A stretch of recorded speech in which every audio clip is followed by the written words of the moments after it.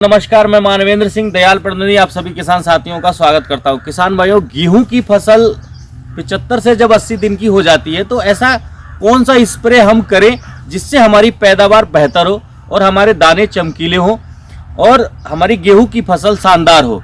क्योंकि ये एक ऐसी अवस्था है 80 से 85 दिन की अवस्था पे गवोट अवस्था मतलब गोब की अवस्था शुरुआत हो जाती है और झंडा पत्ती फ्लैग लीफ बनना शुरुआत हो जाता है। तो इस अवस्था पे हम कौन सी ऐसी एग्रोनॉमी प्रैक्टिस करें जिससे हमारी फसल बेहतर हो और हमें अच्छी पैदावार मिले।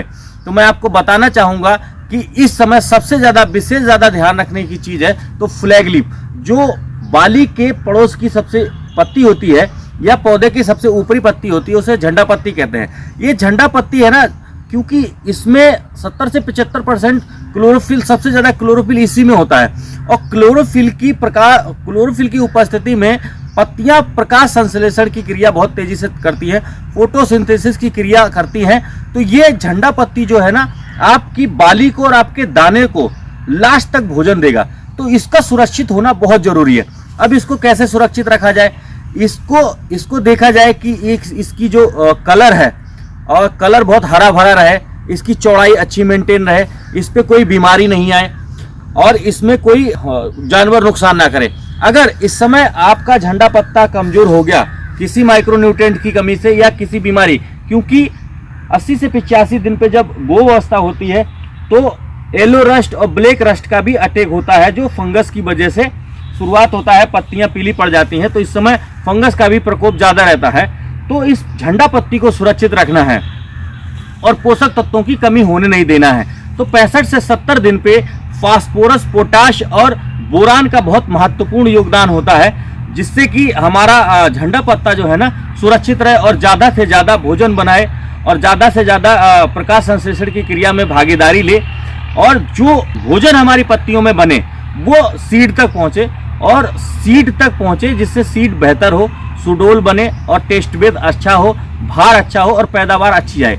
तो क्या है कि हमें यहाँ पे क्या करना है, 05234 और बोरोफायर 20 के नाम से बोरान। अगर आपने माइक्रो न्यूट्रिएंट्स का इस्तेमाल नहीं किया है खड़ी फसल पे टॉप ड्रेसिंग में, तो आप 250 ग्राम प्रति एकड़ के हिसाब से बेजमोर भी ले सकते हैं। इन तीनों का कॉम्बिनेशन बना के आप 1 किलो 05234, जिससे आपको फास्फोरस मिल जाएगा जो ग्रेन डेवलप में बहुत ही महत्वपूर्ण भूमिका निभाएगा, और 34% पोटास मिल जाएगा जो आपके झंडा पत्ते को रोगों से लड़ने की क्षमता देगा, उसे सुरक्षित रखेगा और दाने को फूल भरेगा और दाना चमकीला बनेगा। बोरोफायर 20 एक ऐसा उत्पाद है जो 100% वाटर सोल्युबल है।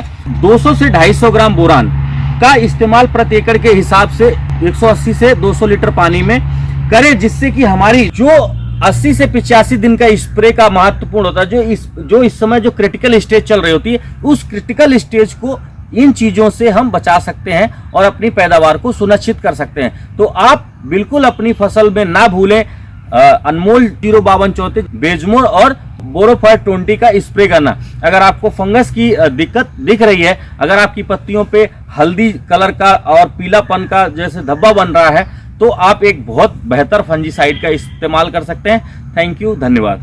हरियाली खुशहाली धरती से